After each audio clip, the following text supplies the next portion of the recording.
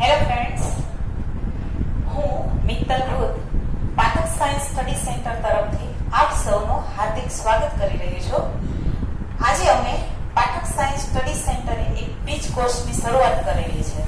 તો સૌપ્રથમ તો હું તમને બ્રિજ કોર્સની શરૂઆત શા માટે જરૂરી છે, તો કે બ્રિજ કોર્સ જે છે એ 10th અને 11th એ બંનેને જોડતા એક પુલ તરીકેનું કામ કરે છે। હવે આ પુલની અત્યાર સુધી તો આપણે જરૂરિયાત નથી પડી, હવે કેમ જરૂરિયાત છે આ પુલની? તો અત્યાર સુધી 1 થી 10 ધોરણ સુધી તો સમજ આપણે જે ભણ્યા એ બધું જ આગળ જેમ તમે આગળ જતા રહેશો એમ તમને કામમાં આવવાનું જ છે, પણ 10મા પછી શા માટે સીધો ઠેકડો 11માં નથી મરાતો? આ પ્રશ્નનો જવાબ હું તમને આપું। કારણ કે 11મું ધોરણ ફ્રેન્ડ્સ તમારા માટે એવો છે કે તમારા માટે કારકિર્દી બનાવવાનો વર્ષ છે, તમારા માટે એક મુખ્ય વર્ષ તરીકેનું કામ કરે છે। રેડી? તમારી જે કારકિર્દી જે બનાવવાની હોય છે એની જે દિશા, એનો જે રસ્તો છે એ 11મા ધોરણમાં આવ્યા પછી જ તમારે નક્કી કરવાનો હોય છે। તો ફ્રેન્ડ્સ, અત્યારે તમે બધાએ 10th ની એક્ઝામ આપી દીધી છે, તમે બધાના મગજમાં અત્યારે ઘણા વિચારો આવતા હશે કે 10th પછી હવે શું કરવું, સાયન્સ રાખવું, કોમર્સ રાખવું કે આર્ટ્સ રાખવું? રેડી? આ બધા જ પ્રશ્નોનો જવાબ અમે બ્રિજ કોર્સ દ્વારા તમને મળી જશે। બીજી વસ્તુ, સાયન્સ રાખ્યા પછી જો તમારો પ્રશ્નનો જવાબ એમ હોય કે નહીં મારે સાયન્સ રાખવું છે, તો સાયન્સ રાખ્યા પછી પણ તમારે A ગ્રુપ રાખવું કે B ગ્રુપ રાખવું, એ પ્રશ્ન તો તમારા મગજમાં અત્યારે ઉદ્ભવવાનો જ છે। રેડી? તો હવે અમે તમને આ બ્રિજ કોર્સ દ્વારા અમે તમને સાયન્સની દુનિયામાં એન્ટ્રી મરાવી રહ્યા છીએ। રેડી? આ બ્રિજ કોર્સ દ્વારા તમે અત્યાર સુધી જે ખાસ કરીને મુખ્ય મહત્વના વર્ષ હોય તો એક આપણા માટે ક્યાં છે 8, 9, 10 ને આપણે મહત્વના વર્ષ તરીકે ઓળખીએ છીએ। રેડી? 8, 9, 10 જે છે એ આપણો પાયો છે, કારણ કે 11, 12માં ધારો કે સપોઝ હું તમે એમ કહું કે તમારે કઈ ફિલ્ડમાં જવું, તમારા પ્રશ્નનો જવાબ ધારો કે એમ છે કે નહીં સાયન્સ ફિલ્ડમાં જવું છે। રેડી? આ તમારો પ્રશ્નનો જવાબ તમે ગોતી લીધો છે કે નહીં સાયન્સમાં એડમિશન જ લેવું છે। રેડી? તો સાયન્સમાં એડમિશન લીધા પછી સાયન્સ એટલે શું એ પ્રશ્નનો જવાબ અત્યારે આજે બ્રિજ કોર્સ દ્વારા હું પહેલા તમને શરૂઆત અહીંથી જ કરું છું। આપણે બધા જ પ્રશ્ન જે તમારા મગજમાં ઉદ્ભવે છે કે ભાઈ સાયન્સ એટલે શું, A ગ્રુપ એટલે શું, B ગ્રુપ એટલે શું, કયો ગ્રુપ રાખવો, આ ગ્રુપ રાખ્યા પછી આપણે શું કરશું, આ બધા જ પ્રશ્નના જવાબ આપણે બ્રિજ કોર્સ દ્વારા લેશું। આના માટે તમે અમારી YouTube channel Pathak science study સેન્ટરને તમે લાઈક અને સબસ્ક્રાઇબ કરો। ત્યારબાદ હું હવે ફરતી તમને આ બધા જ પ્રશ્નોના જવાબ અત્યારે આપી રહી છું। તો પહેલો પ્રશ્ન આપણો છે કે સાયન્સ એટલે શું, વિજ્ઞાન એટલે શું? રેડી? તો વિજ્ઞાનનો અર્થ થાય વિશેષ જ્ઞાન। રેડી? આપણે વિજ્ઞાન એને આપણે તમે સંધિ છૂટી પાડશો તો શું થશે? વી પ્લસ જ્ઞાન। રેડી? એટલે વિજ્ઞાનનો ફૂલ ફોર્મ થાય વિશેષ જ્ઞાન। વિજ્ઞાનનો અર્થ શું થાય? વિશેષ જ્ઞાન। કે ટૂંકમાં તમારે કોઈ પણ પ્રશ્ન છે આ પ્રશ્નનો જવાબ મેળવવા માટે પહેલા તો તમારે એના મૂળ સુધી જવાનું છે, યાની કે એના તળિયા સુધી જવાનું છે, પછી તમને એ પ્રશ્નનો જવાબ મળી રહેશે। રેડી? એટલે વિજ્ઞાન એટલે બીજું કાંઈ નહીં, તમારા મગજમાં જે કોઈ પણ પ્રશ્ન ઉદ્ભવે છે આ બધા જ પ્રશ્નનું સોલ્યુશન લઈ આવવાનું। સોલ્યુશન એટલે કેવા પ્રકારનું સોલ્યુશન? ઉપર છેલ્લો જવાબ નહીં। રેડી? આ કોઈ પણ પ્રશ્ન ઉદ્ભવે છે એ જ પ્રશ્નનું તમારે સોલ્યુશન લઈ આવી, એના ઉપર એ જ સોલ્યુશન લઈ આવ્યા બાદ તમારે એનું એનાલિસિસ કરવાનું છે। પછી કોઈ પણ તમારો પ્રશ્ન છે એનો તમને સોલ્યુશન મળી જશે અને તમને સંતોષકારક જવાબ જે છે એ કોણ આપે છે? તો કે સાયન્સ આપે છે। રેડી? ફ્રેન્ડ્સ, તમે અત્યારે અમારા જે બ્રિજ કોર્સ દ્વારા ફિઝિક્સ, કેમેસ્ટ્રી અને મેથ્સ આના વિશે થોડી માહિતી તમે લીધી જ છે। હવે આજે હું બાયોલોજીના ટીચર તરીકે વિજ્ઞાનની જે 3 શાખાઓ, રેડી, ફિઝિક્સ, કેમેસ્ટ્રી અને બાયોલોજી, રેડી, આ 3 વિજ્ઞાનની શાખાઓ છે।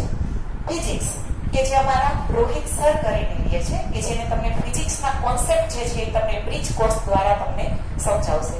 ત્યારબાદ કેમેસ્ટ્રી મારા જે કેયુર સર જે છે એ તમને કેમેસ્ટ્રીનું ગૂઢ જ્ઞાન યાની કે કેમેસ્ટ્રી જે છે એના રહસ્ય શું છે, રેડી, એના કોન્સેપ્ટ કઈ રીતના ક્લિયર થાય તમને બ્રિજ કોર્સ દ્વારા તમને સમજાવી રહ્યા છે।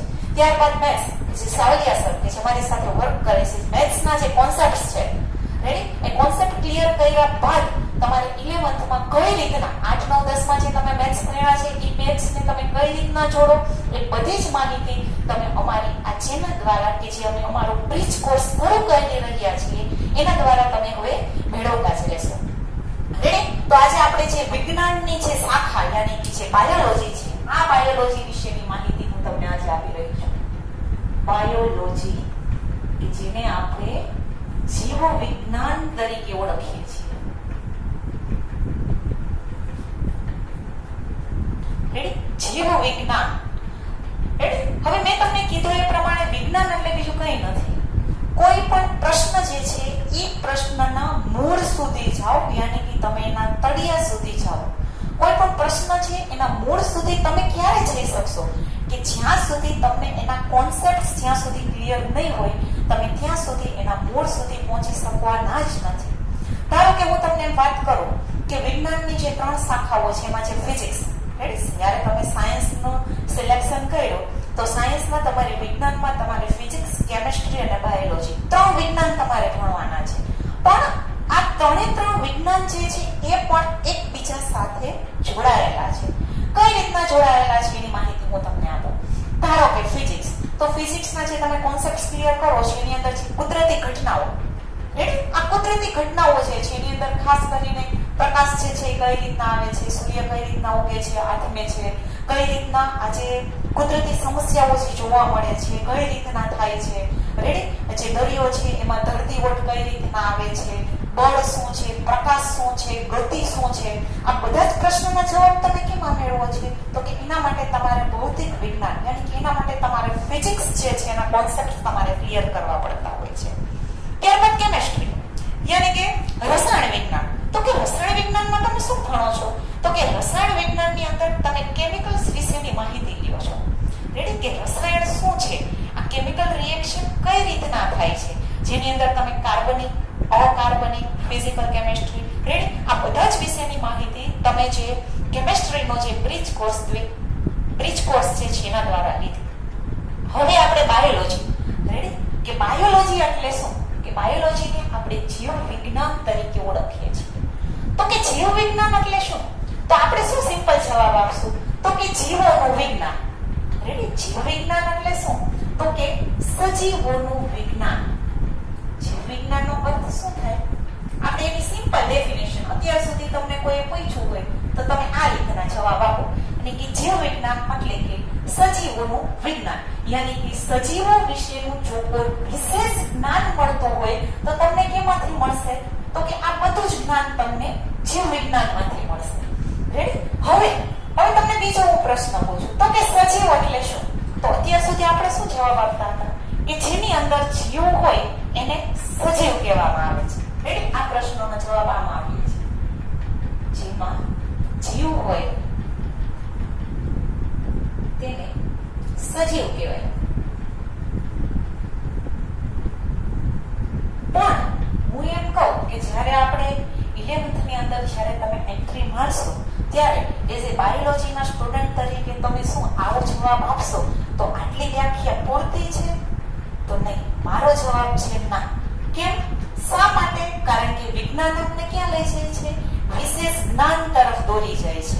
બાયોલોજીની ભાષામાં જો તમે આટલો જ જવાબ આપશો ને કે જેની અંદર જીવ હોય તો તેને સજીવ કહેવાય તો અમુક હદે તમે જીવ ઊંડા ઉતરતા જશો તો ઘણા પ્રશ્નના જવાબ આમાં તમને ખોટા મળશે. રેડી? આટલી વ્યાખ્યા એટલે મારું કેવું એમ છે કે આટલી વ્યાખ્યા જે છે એ ઇનફ નથી. રેડી? એના માટે તમારે ફૂલી સજીવ જે છે એના ગુણધર્મો વિશેની માહિતી તમારે આપવાની રહેશે. રેડી? તો સજીવના ગુણધર્મોનું આપણે વર્ણન કરીએ. મેં કીધું એ પ્રમાણે ખાલી આટલું કેવું ઇનફ નથી તો એના માટે તમારે સજીવ શું છે, સજીવના ગુણધર્મો શું છે, સજીવની ઉત્પત્તિ કઈ રીતના થઈ હતી આ બધા જ પ્રશ્નનો જવાબ તમને બાયોલોજી યાની કે જીવ વિજ્ઞાન આપે છે. રેડી? હવે જીવ વિજ્ઞાન તો કે અહીંયા એક વર્ડ આવ્યો છે સજીવ. આ સજીવને મેં કઈ રીતના વ્યાખ્યાયિત કરી છે કે જેની અંદર જીવ હોય તેને સજીવ કહેવાય છે. પણ મેં કીધું એ પ્રમાણે જીવ વિજ્ઞાનની ભાષામાં આપણી આટલી વ્યાખ્યા પૂરતી નથી. આના માટે આપણે વિશેષ જ્ઞાન તરફ જવું પડશે. વિશેષ જ્ઞાન એટલે સજીવ જે છે આ સજીવની ઉત્પત્તિ કઈ રીતના થઈ, સજીવના ગુણધર્મો શું છે, સજીવ કઈ રીતના કામ કરે છે, એની દેહધાર્મિક ક્રિયાઓ શું છે, એના ગુણધર્મો શું છે, આ બધા જ પ્રશ્નોનો જવાબ મેળવવા માટે આપણે સજીવ કે સજીવ ની અંદર તમે કોને કોને લઈ શકશો? શું ખાલી મનુષ્ય જે છે એ જ સજીવમાં આવે છે? તો નહીં, બાયોલોજી આને ના પાડે છે. મનુષ્ય આવે જ છે, પણ મનુષ્ય ઉપરાંત બીજા ઘણા જીવો પણ જે છે કે જેનો આની અંદર સમાવેશ કર્યો છે, એને આધારે બાયોલોજીની ઘણી બધી બ્રાન્ચો જે છે જોવા મળે છે. યાની કે બાયોલોજીની ઘણી બધી શાખાઓ છે.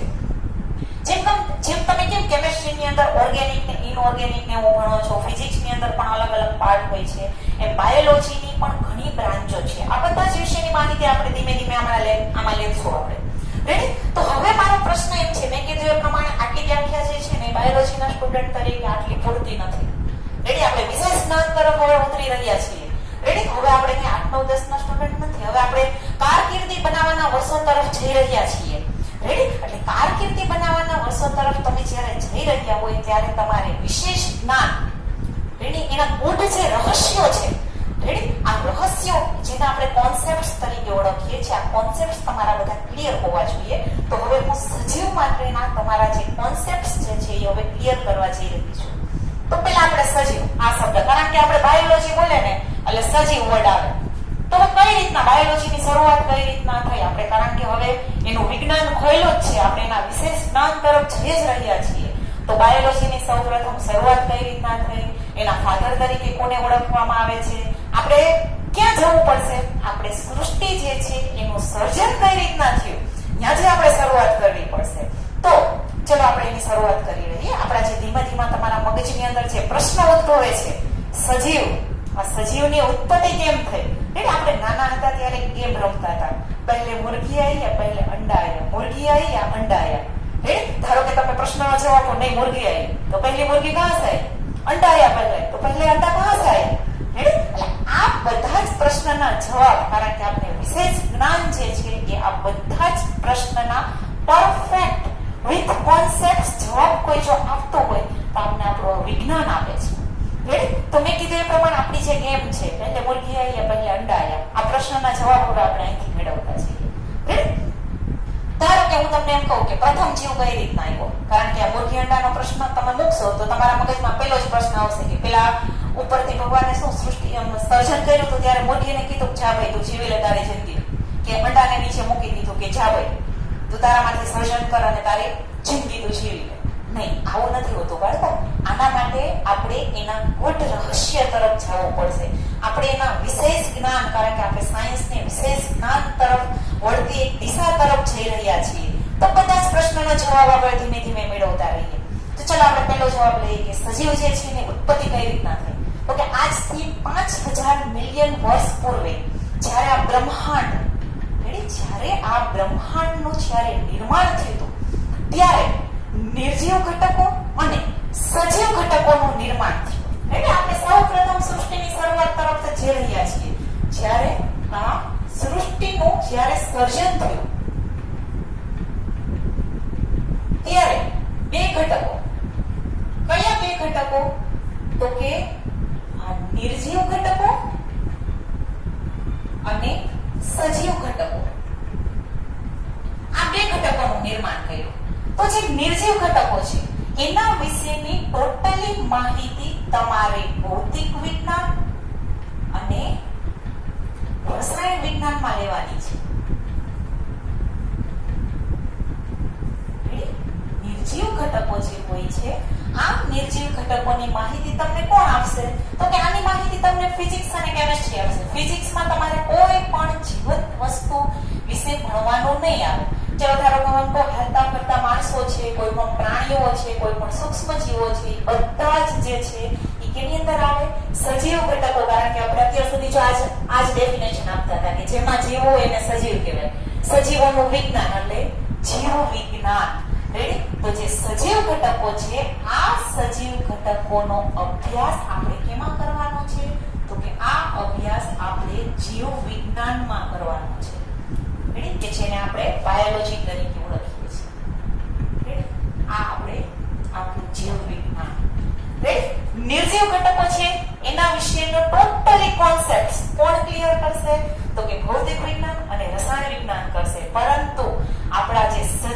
ઘટકો જે છે એના બધા જ કોન્સેપ્ટ, એના જે ગૂઢ રહસ્યો, આ બધું કોણ ક્લિયર કરશે? તો કે આ બધું ક્લિયર કરશે આપણું બાયોલોજી યાની જીવ વિજ્ઞાન. તો કે જ્યારે સૃષ્ટિની સર્જન થયું ત્યારે આ રીતના પેલા નિર્જીવ ઘટકો બન્યા, ધીમે ધીમે ધીમે ધીમે સજીવ ઘટકો યાની કે જીવ વિજ્ઞાનની શરૂઆત થઈ. બ્રહ્માંડનું જ્યારે નિર્માણ થયું ત્યારે નિર્જીવ ઘટકો, ધારો કે હું તમને એમ કહું કે તમારે મેથ્સ ભણવું, મેં કીધું એ પ્રમાણે આમાં બધા સબ્જેક્ટો જે છે ને એકબીજા સાથે જોડાયેલા છે. ફિઝિક્સ, કેમિસ્ટ્રી, બાયોલોજી તો એકબીજા સાથે જોડાયેલા જ છે. જોઈએ કઈ રીતના જોડાયેલા છે. જો આ બ્રહ્માંડનું નિર્માણ થયું હતું, બ્રહ્માંડનું નિર્માણ થયું હતું ત્યારે પહેલા કયા ઘટકો આવ્યા હતા? તો કે નિર્જીવ ઘટકો આવ્યા હતા. હવે હું સૃષ્ટિ જે છે યાના સર્જનથી જીવાવરણ યાની કે જે જીવોનું આવરણ જે છે એનું તમને સંગઠન કરીને આપું છું. તો કે જ્યારે સૃષ્ટિનું સર્જન થયું હતું ત્યારે સૌપ્રથમ ઉપપરમાણુય અણુ આવેલા હતા. આ ઉપપરમાણુઓ જે છે એ ભેગા મળી અને પરમાણુનું નિર્માણ કર્યું હતું. આ પરમાણુઓ ભેગા થઈ અને અણુનું નિર્માણ થયું હતું. અણુઓ ભેગા મળી અને અંગિકાઓ બની હતી. આ અંગિકાઓ ભેગી મળી એટલે કોષનું નિર્માણ થયું. કોષનો સમૂહ ભેગો થયો એટલે પેશીનું નિર્માણ થયું. પેશી ભેગી મળી અને અંગનું નિર્માણ થયું. અંગનો સમૂહ ભેગો થયો અને અંગતંત્રનું નિર્માણ થયું. આ અંગતંત્ર ભેગા થયા એટલે સજીવ દેહનું નિર્માણ થયું. સજીવો ભેગા મળ્યા એટલે જાતિનું નિર્માણ થયું. જાતિમાંથી વસ્તીનું નિર્માણ થયું. વસ્તી ભેગી મળી અને સમાજનું નિર્માણ થયું. સમાજ અને નિર્જીવ ઘટકો ભેગા મળી અને નિવસન તંત્રનું નિર્માણ થયું. આ નિવસન તંત્ર સાથે જ્યારે દ્રશ્ય ભૂમિકાઓ જ્યારે જોડાતી ગઈ ત્યારે છેલ્લે જીવાવરણ. રેડી? આ રીતના આખી સૃષ્ટિ યાની કે જીવાવરણનું નિર્માણ થયું. જો શરૂઆત ક્યાંથી થઈ હતી? ઉપપરમાણુય અણુ. રેડી? એટલે કે જ્યારે સૌપ્રથમ આ સૃષ્ટિનું સર્જન થયું હતું ત્યારે સૌપ્રથમ પરમાણુઓ, ઉપપરમાણુઓ અને પરમાણુઓ આ બધા જે છે એની માહિતી તમે કેની અંદર લ્યો છો? તો કે તમે આ બધું ભણો છો ફિઝિક્સમાં. ભૌતિક વિજ્ઞાનની અંદર આપણે આ બધું ભણીએ છીએ. ત્યારબાદ મહાણુઓ, અંગિકાઓ, આ બધા કોર્સ ને આ બધું શું છે? જીવ રસાયણ વિજ્ઞાન. જો અહીંયા શબ્દ શું આપ્યો છે મેં? જીવ રસાયણ વિજ્ઞાન યાની કે બાયોકેમિસ્ટ્રી. રેડી? ત્યારબાદ કોષથી પેશી, અંગ, અંગતંત્ર, સજીવ. રેડી? કોષ બન્યો એ આપણું કોષ વિજ્ઞાન થયું. આ કોષ વિજ્ઞાન. કોષ વિજ્ઞાન પછી આપણે જઈ રહ્યા છીએ જીવ વિજ્ઞાન તરફ. અને જીવ વિજ્ઞાન પછી જે ઉપરની જે શાખા છે એને પરિસ્થિતિ વિજ્ઞાન તરીકે ઓળખવામાં આવે છે. રેડી? આ પરિસ્થિતિ વિજ્ઞાન. જોવો, જે સૃષ્ટિનું સર્જન થયું તો એ જ રીતના સૃષ્ટિના સર્જનમાં ધીમે ધીમે જે વિજ્ઞાન છે, આ બધા વિજ્ઞાન જે છે ધીમે ધીમે જોવો એની માહિતી મળી. જોવો, સૃષ્ટિનું સર્જન થયું એટલે મેં કીધું એ પ્રમાણે નિર્જીવ અને સજીવ ઘટકો આવ્યા. જોવો, ઉપપરમાણુઓ એનો સમૂહ મળ્યો એટલે પરમાણુઓ, પરમાણુ ભેગા મળી અણુ, અણુ ભેગા મળી અંગિકાઓ, આનો સમૂહ ભેગો થયો એટલે કોષ, પેશી, અંગ, અંગતંત્ર, સજીવ, જાતિ, વસ્તી, સમાજ, નિવસન તંત્ર, દ્રશ્ય ભૂમિકા અને જીવાવરણ. જીવાવરણ યાની કે જીવોનું આવરણ કે જેની અંદર આપણે વસવાટ કરી રહ્યા છીએ. જો આ ધીમે ધીમે વિજ્ઞાન, જો આ વિજ્ઞાનની શરૂઆત થઈ પહેલા ફિઝિક્સ, કારણ કે આ પરમાણુ વિશેની માહિતી તમે ભૌતિક વિજ્ઞાનમાં ભણો છો. જુઓ, અણુઓ, કોષ ને પેશી ના બધું તમે કેમ જીવ રસાયણ વિજ્ઞાન યાની કે બાયોકેમિસ્ટ્રીમાં ભણો છો. ત્યારબાદ કોષ યાની કે કોષ વિજ્ઞાન. ત્યારબાદ જે સજીવ દેહનું જે નિર્માણ થયું આ આપણું બાયોલોજી. જો આ સજીવનું નિર્માણ, આ જીવ વિજ્ઞાન. અને પછી ધીમે ધીમે આગળ છે બાયોલોજીની જે બીજી શાખા જે છે આગળ ધીમે ધીમે એની બ્રાન્ચો, હમણાં એના વિશે વાત કરીએ. પરિસ્થિતિ વિજ્ઞાન યાની કે આ રીતના જ્યારે સૃષ્ટિનું જ્યારે સર્જન થયું હતું ત્યારે નિર્જીવ ઘટકો ધીમે ધીમે ધીમે ધીમે આ નિર્જીવ ઘટકોમાંથી જુઓ અહીંયા કોષ બને છે. આ જુઓ છે અંગિકાઓ અને કોષ. સજીવ વિશે તમે ભણી જ ગયા છો, આગળ વિજ્ઞાનમાં ભણી ગયા છો ને કે સજીવનો રચનાત્મક અને ક્રિયાત્મક એકમ કોષ છે. સજીવનો રચનાત્મક અને ક્રિયાત્મક એકમ એટલે કોષ.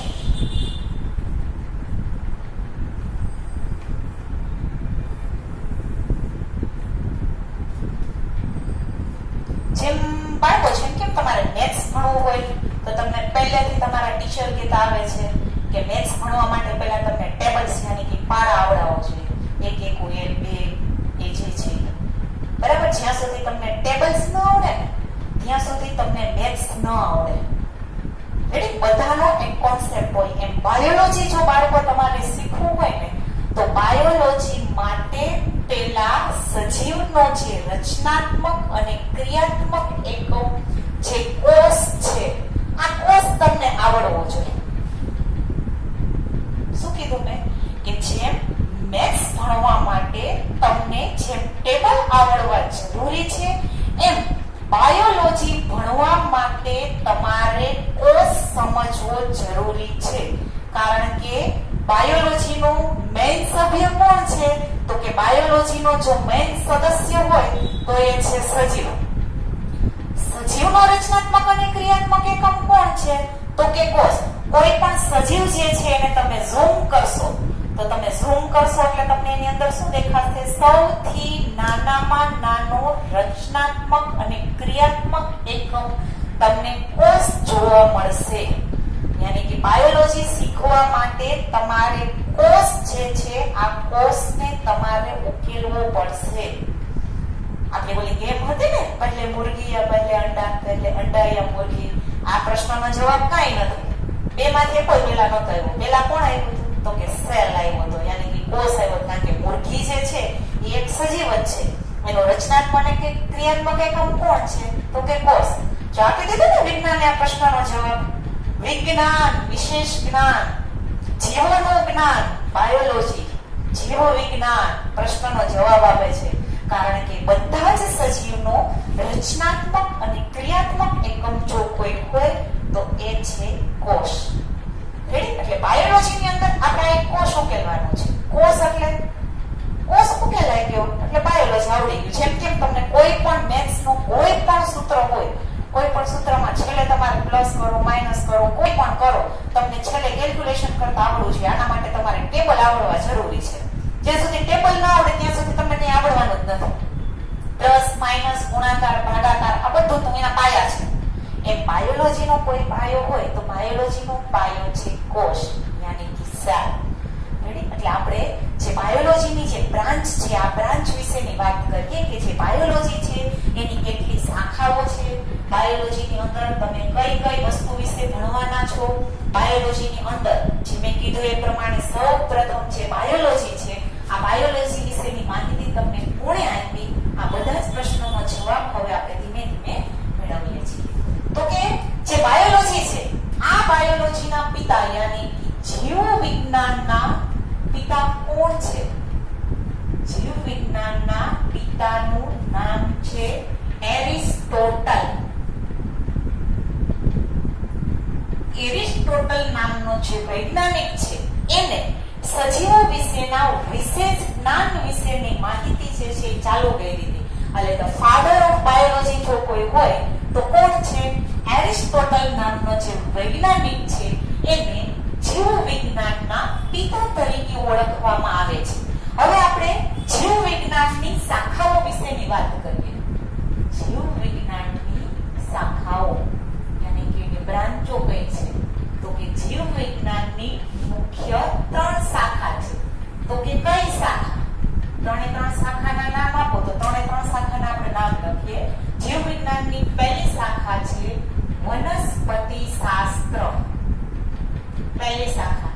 બીજી શાખા છે પ્રાણી શાસ્ત્ર અને ત્રીજી શાખા છે માઇક્રોબાયોલોજી યાની કે સૂક્ષ્મ જીવોનું શાસ્ત્ર.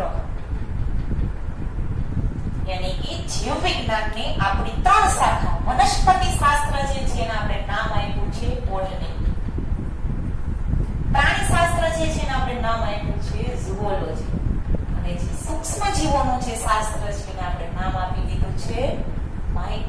માઇક્રોબાયોલોજી. જીવ વિજ્ઞાનની કુલ કેટલી શાખાઓ છે? મેઇન 3 શાખા છે. જે પેટા શાખાઓ તો ઘણી બધી છે. ધીમે ધીમે આપણે માહિતી લેતા જશું. રેડી? જીવ વિજ્ઞાનની મુખ્ય 3 શાખાઓ છે: બોટની, ઝૂઓલોજી અને માઇક્રોબાયોલોજી. યાની કે વનસ્પતિ શાસ્ત્ર, પ્રાણી શાસ્ત્ર અને સૂક્ષ્મ જીવોનું શાસ્ત્ર. યાની કે હવે આપણો એક કોન્સેપ્ટ ક્લિયર થઈ ગયો કે જીવ વિજ્ઞાનની અંદર ક્યારે પણ આપણે સજીવ શબ્દ બોલીએ તો સજીવ શબ્દ આવે એટલે વનસ્પતિ, પ્રાણી, મનુષ્ય અને સૂક્ષ્મ જીવ. ધારો કે જો આપણે પહેલી શાખા વનસ્પતિ શાસ્ત્ર, તો વનસ્પતિ શાસ્ત્રની અંદર બધી જેટલી વનસ્પતિઓ છે એ બધાનો આપણે સજીવની અંદર સમાવેશ કર્યો છે. બીજી શાખા તો કે પ્રાણી શાસ્ત્ર. પ્રાણી શાસ્ત્રની અંદર બધા જ પ્રાણીઓ, માખી, મચ્છર, મનુષ્ય સહિત બધા ટોટલી રેડી બધા જ પ્રાણીઓ, મનુષ્ય જે છે પૃષ્ઠવંશી પ્રાણીમાં આવે. પછી પ્રાણી શાસ્ત્ર જે છે એની પણ ઘણી બધી શાખાઓ આવશે, એના પણ ઘણા બધા ડિવિઝન્સ આવશે. ધીમે ધીમે જેમ આપણે આગળ વધતા જશું એમાં બધાની માહિતી આપણે લેતા જશું. રેડી? એટલે પ્રાણી શાસ્ત્રની અંદર પૃષ્ઠવંશીઓ આવે, અપૃષ્ઠવંશીઓ આવે. ધારો કે પૃષ્ઠવંશી સમુદાયનો કોઈ સભ્ય હોય તો મનુષ્ય. જીવ વિજ્ઞાનની કોઈ જો મોટામાં મોટું સંશોધન સજીવમાં હોય તો આપણો આ છેલ્લું મોડલ, કાળા માથાવાળો માનવી. આ સિમ્પલી આપણે કહીએ તો કે સૃષ્ટિના સજીવનો જો કોઈ સદસ્ય હોય, જો કોઈ વધારે પડતો કોઈ બુદ્ધિજીવી હોય અને છેલ્લામાં છેલ્લું સજીવનું મોડલ કોઈ હોય તો એ કોણ છે? મનુષ્ય, કે જેનો સમાવેશ આપણે કેમાં કરીએ છીએ? પ્રાણી શાસ્ત્ર. અને આપણે ત્રીજી બ્રાન્ચ કઈ છે તો કે માઇક્રોબાયોલોજી. તો માઇક્રોબાયોલોજીમાં આપણે અમુક ઉદાહરણો આપણે અમીબાને એવું તમે ભણી ગયા છો. આ બધા સૂક્ષ્મ જીવો છે. માઇક્રોબાયોલોજીની અંદર આપણે કેવા સજીવો વિશે ભણવાનું છે કે જેને આપણે નરી આંખે નથી જોઈ શકતા. એને જોવા માટે તમારે શું છે? માઇક્રોસ્કોપની જરૂરિયાત ઊભી થાય છે.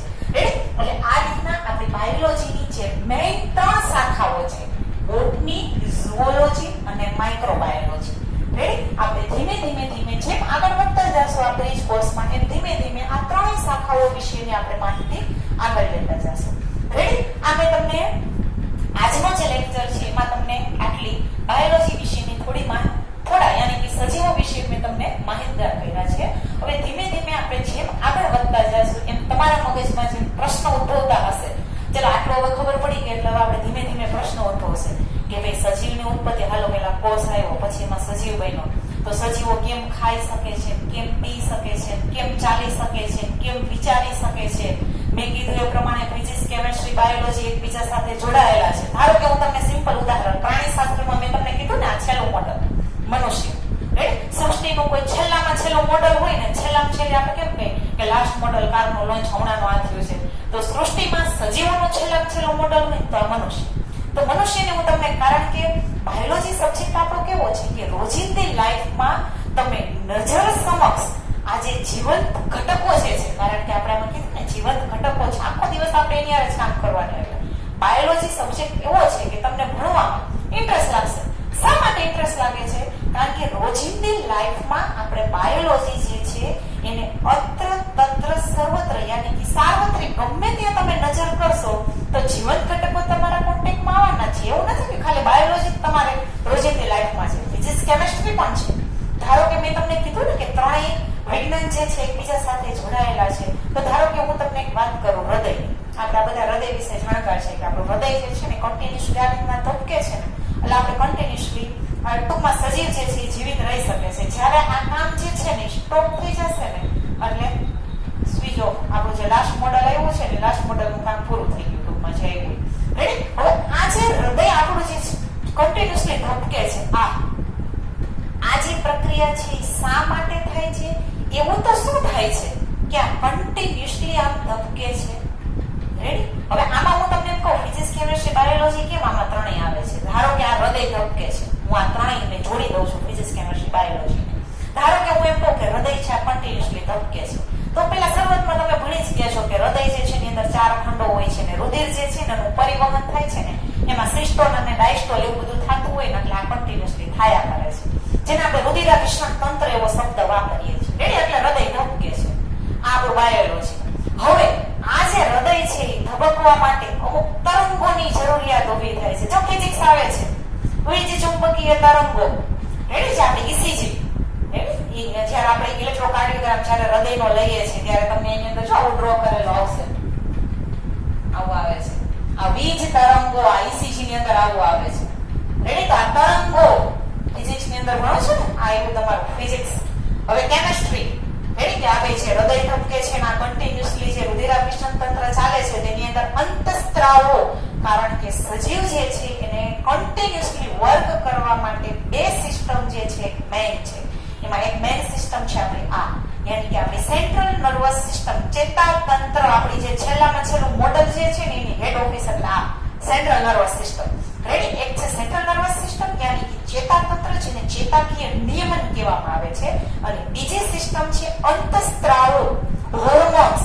કોઈ પણ કાર્ય કરવા માટે હોર્મોન્સ જે છે એ જરૂરી છે.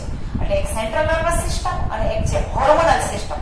આ બંને સિસ્ટમ ભેગી મળી અને કોઈ પણ દેહધાર્મિક ક્રિયા હોય, પછી એ રુધિરાભિસરણ તંત્ર હોય કે શ્વસન તંત્ર હોય, પાચન તંત્ર હોય, કોઈ પણ સિસ્ટમ લઈ લો. આ અંગતંત્ર વિશે આપણે ધીમે ધીમે આગળ વધતા જશું. મેં તમને એક રુધિરાભિસરણ તંત્રમાં ફિઝિક્સ, કેમેસ્ટ્રી, બાયોલોજી ત્રણેય લઉં છું. રેડી? બાયોલોજી એટલે આ એક ખંડમાંથી બીજા ખંડમાં, બીજા ખંડમાંથી ત્રીજા ખંડમાં હૃદયમાં જે બ્લડ નો ફ્લો થાય છે ને એટલે આ હૃદય ચાલે છે. આ ચાલવા માટે અમુક તરંગોની જરૂરિયાત ઊભી થાય છે, મગજ એને સંદેશો આપશે.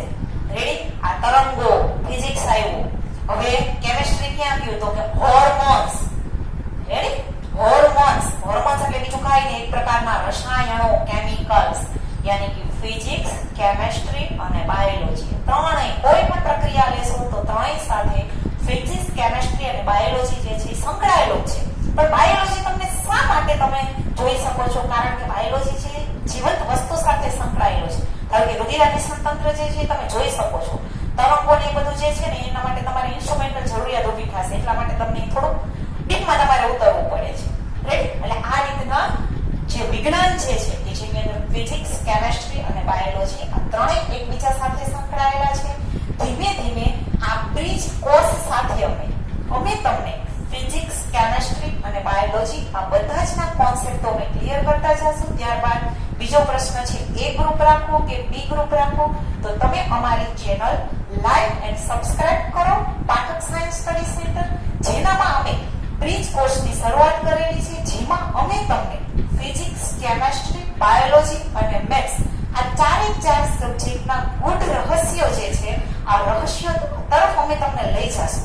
અને તમારા મગજમાં અત્યારે જે પ્રશ્નો ઉદ્ભવે છે, એ ગ્રુપ રાખવું કે બી ગ્રુપ રાખવું, સાયન્સ રાખવું કે ન રાખવું, તમે બ્રિજ કોર્સ સાથે જોડાઓ, તમે એનો અનુભવ લ્યો, પછી તમે આ બધા જ પ્રશ્નના જે જવાબ છે આ પ્રશ્નનો જવાબ મેળવી અને તમે તમારી કારકિર્દી જે છે આગળ